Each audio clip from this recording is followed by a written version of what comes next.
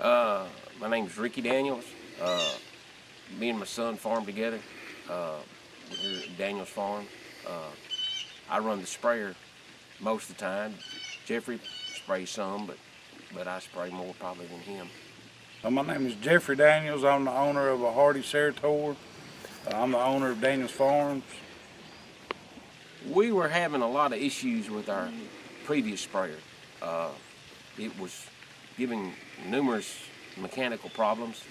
We felt like we wasn't getting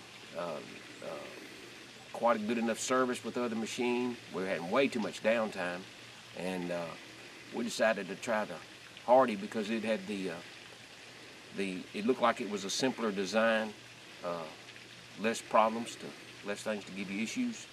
We just, I don't know, we had a lot of issues with our old sprayer that we were running, and we wanted something a little more reliable. Yeah, the boom is really nice. I was surprised how good the boom, it just kind of sit there. It was, it didn't do the left and right teetering as bad as the other sprayer. I know the pressure going up and down as you change speeds was faster with this one than the previous sprayer that we had. Reliability is way better. A little more power, bigger tank capacity, just built tougher. Just several different reasons. Cab's real roomy. I could see real good. The power's good. When you're down the way we farm around here, if you see we're not a large farmer, and this one sprayer has to take care of everything. And just take, for instance, if we plant a bean and we want to get our chemicals on the top of the beans right before they come up, and if your sprayer goes down and you miss that window of getting your chemicals out, or if rain's coming in, you're trying to get your spraying done before the rain comes, and then if your sprayer, like the other one we had, would break down, and then we would be scrambling around trying to get it going or trying to hire somebody to get the chemicals out before the rains come. I had a HARDI 60-foot spray boom a long time ago. We liked it. Neighbor down the road's got the same exact boom, still running it today. HARDI spray boom. I don't know, that was the first thing I learned to spray with was a HARDI spray boom on a John Deere 7810 tractor. It varies from year to year, but like the last couple of years, we've been running about 600 acres of cotton and around 1,900 acres of beans and wheat, things like that. Now we have to go over every crop multiple times. We do a lot of spraying. It's nothing to go over something 6-7 times each crop, during the season. Depending, because we got some pretty brutal terrain here, but I'm going to say on a good day, maybe 600 acres a day probably. We're running about 15 gallons per acre with everything. I know you can run a lot less, but it just works out good. We do 100-acre loads. And we normally put 15 gallons to the acre down on just about everything we put out. Now the fertilizer, we might bump up to 20 gallons.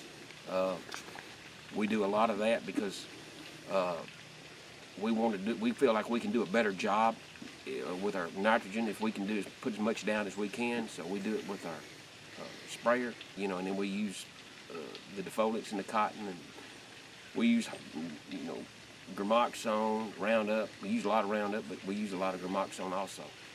We spray normally at 12. I may go up to 14 miles an hour. Our ground here is not real flat. It has flat places, but it is pretty rolling, and we have not the best conditions to be running real fast in, on any kind of sprayer. So we like it. I noticed the pressure comes up quicker than the other sprayer, as you slow down. When you slow down and you want to speed up, the other one had a lot more delay. This one is more responsive. You get your pressure up where it needs to be quicker.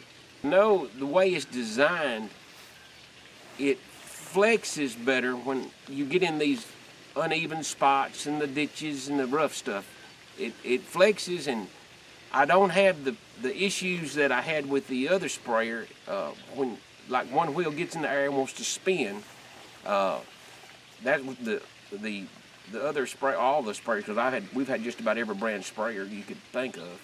And this one doesn't do that because I guess the way it pivots, and it works really good of getting around in the uneven stuff. Oh, it's nice. It's nice.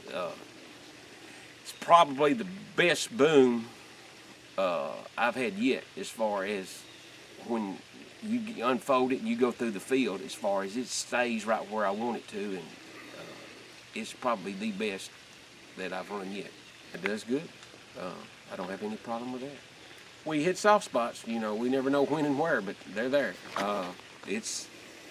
I've had a couple times, you know, I hit something unexpected and you know, a real soft spot, and the sprayer go down. I said, oh man, I'm finna get this thing stuck, and I just stay on it, it pulls out.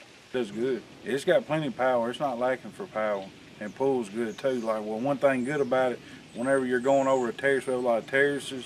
A lot of the other sprayers, you get one wheel off the ground and it starts slipping. This one actually stay on the ground. It'll kind of hug the ground to where you don't, you know, you kind of learn to drive the other style sprayers where you kind of keep momentum going. That way when that tire comes off the ground, your momentum will carry you on over. This one, you can just ease right on the crossing. It's probably one of the most important. They would have to be 9 or 10 in that range, I would, because like I said, everything has got to get put down in a timely manner, because we're big into trying to get everything done at the right time.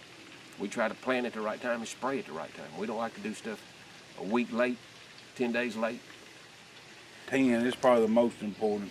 It's be a HARDI probably, because we've had very few issues with this one. Just it's been real reliable. And we had our previous sprayer had over 50 breakdowns the last year we run it, and that was the first year on it.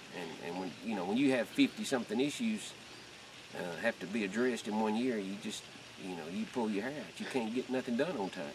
Man, we'll probably stay with a 100-foot boom. I don't know if we're going to go back with this one, or possibly we talked about the air with the air boom. Me and Jeffrey hadn't talked a lot about that. We've run 100 the last 3 or 4 sprayers. We've had 100 foot. I don't know. I don't want anything littler, but it's possible we may get a little larger. I don't know. It's just this kind of ground that we're in. I don't know if the 120 would be the way to go, but we may want to think about it, because it just makes you get over everything quicker. Well, we got to look back at the the reliability, which right now we're happy with that on this sprayer, so that's so important, And the most important part is make sure you have good service.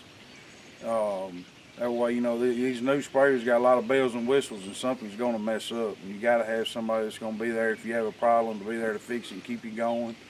With a pigweed issue that we have here, you can't afford to be down more than a few days. You have to keep going, because if you don't, then these pigweeds get too big and you can't kill them.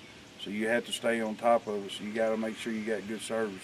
Yeah, I think that's important. That's when you get back into the service part, because they're trying to keep all this other fleet of stuff going, and then when you have problems with your sprayer, then you're just on a big waiting list, and that's one of our biggest concerns whenever we buy a sprayer, is kind of go to a specialty. They specialize in sprayers, so they focus all their attention on that one product. I like it. I've drove about every brand you can drive, and I like it. Complete package. I think it's got the other ones beat right now.